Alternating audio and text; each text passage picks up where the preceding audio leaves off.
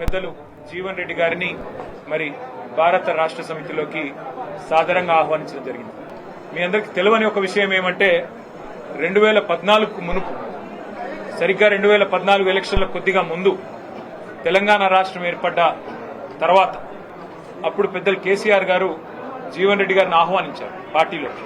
మా వినోద్ కుమార్ గారి ద్వారా ఆ రోజు మరి వారిని పార్టీలోకి రావాలి, మీరు వస్తే బాగుంటుంది, మీలాంటి విశేషమైన అనుభవం కలిగిన నాయకులు మరి తప్పకుండా తెలంగాణలో ఉంటే బాగుంటుంది అని చెప్పి, తెలంగాణ ప్రభుత్వంలో కూడా మీరుంటే బాగుంటుంది అని చెప్పి కూడా ఆ రోజు వారిని ఆహ్వానించడం జరిగింది. కానీ ఒక నిబద్ధత కలిగిన నాయకుడిగా ఆ రోజు వారు కాంగ్రెస్ పార్టీ నాయకత్వంతో వారికి ఉన్న అనుబంధాన్ని మరి కాంగ్రెస్ పార్టీ బలోపేతానికి ముందుకు నడవాలన్న ఉద్దేశంతో వారు ఆనాడు కాంగ్రెస్ లోనే కొనసాగారు. ఆ రోజు జగిత్యాల శాసనసభ్యుడిగా కూడా 2014లో గెలిచినారు.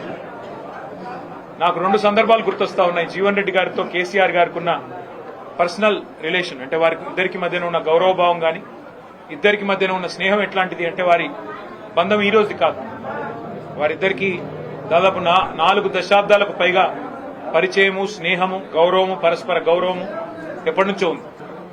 2014లో కేసీఆర్ గారు జూన్ 2 నాడు ముఖ్యమంత్రిగా పదవీ బాధ్యతలు చేపట్టిన తర్వాత వారి మొట్టమొదటి అధికారిక పర్యటన జిల్లాలలో ఉమ్మడి కరీంనగర్ జిల్లాతోనే ప్రారంభమైంది.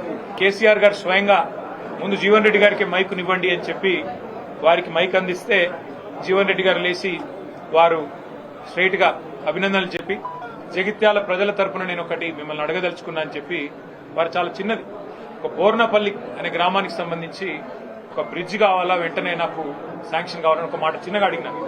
సాధారణంగా దాటవేయొచ్చు, చెప్పొచ్చు చూస్తాను అని చెప్పొచ్చు, పరిశీలిస్తాను అని చెప్పొచ్చు. కానీ జీవన్ రెడ్డి గారి మీద ఉన్న గౌరవం, వారి మీద ఉన్న ప్రేమ ఎట్లాంటిదంటే, క్షణంలోనే వెంటనే అక్కడే శాంక్షన్ చేసి 75 కోట్ల బ్రిడ్జ్ ని అక్కడికక్కడే కరీంనగర్ ఉమ్మడి జిల్లాలో ఇచ్చిన మొట్టమొదటి శాంక్షన్ కేసీఆర్ గారు ఆ రోజు జీవన్ రెడ్డి గారి కోరిక మేరకు, వారి విజ్ఞప్తి మేరకు ఇచ్చిన ఆ బ్రిడ్జ్. అసెంబ్లీలో జీవన్ రెడ్డి గారు ఎప్పుడు ప్రజా సమస్యల గురించి, ముఖ్యంగా రైతుల గురించి చాలా గట్టిగా మాట్లాడే నాయకుడు. ఈ జిల్లాలో, ముఖ్యంగా జగిత్యాల జిల్లాలో నిజాం షుగర్స్ అనేది ఒక చాలా ఇంపార్టెంట్ సబ్జెక్ట్ గా ఉండేది. అటు విద్యాసాగర్ రావు గారు, జీవన్ రెడ్డి గారు ఇద్దరు కూడా కొట్లాడేవారు గట్టిగా, మాకు ఖచ్చితంగా దీన్ని తెరిపించాల్సిందే.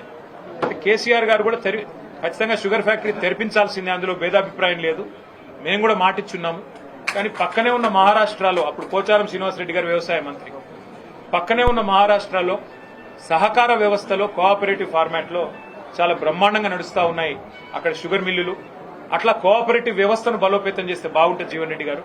ఒకవేళ మీరు కావాలనుకుంటే ప్రభుత్వం నుంచి 250-300 కోట్లు పెట్టడానికి కూడా మేము సిద్ధంగా ఉన్నాం, అవసరమైతే మీరే చైర్మన్ గా ఉండండి దానికి అని చెప్పి కూడా నిండు శాసనసభలో ముఖ్యమంత్రిగా కేసీఆర్ గారు అన్నాడు జీవన్ రెడ్డి గారికి ఓపెన్ గా, ఎలాంటి బేసిజానికి పోకుండా ఒక ఆఫర్